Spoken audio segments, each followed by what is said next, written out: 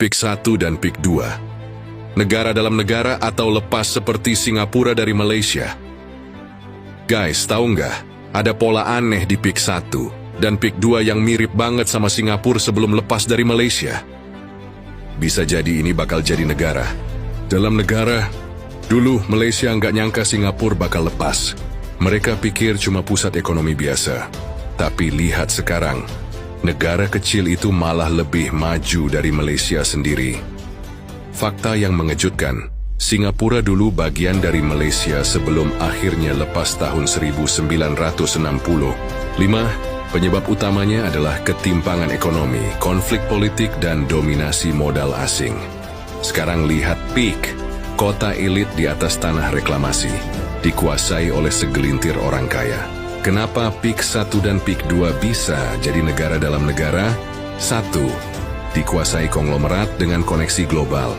PIK bukan cuma milik Indonesia, ada investor asing yang menanam modal besar di sini. 2. Isolasi sosial dan ekonomi. Lo perhatiin nggak? PIK itu beda banget sama Jakarta dan Banten. Dia mewah, eksklusif, dan seperti bukan buat semua orang. Bahkan tempat nongkrong dan harga makanannya aja lebih mahal. 3.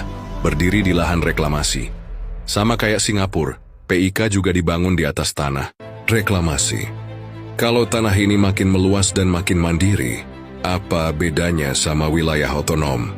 Pertanyaannya, apakah ada motif terselubung? Jangan-jangan ini bukan sekadar proyek properti. Bisa jadi di sini ada skenario yang lebih besar.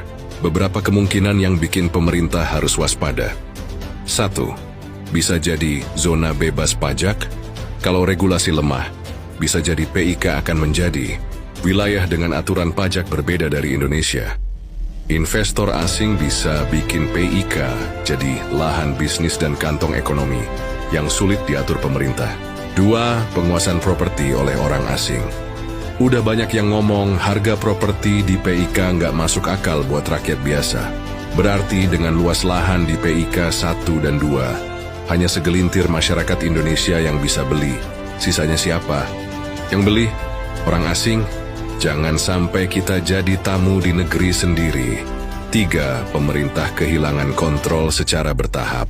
Kalau investasi dan pengelolaan di PIK makin eksklusif, lama-lama bisa aja otonomi penuh.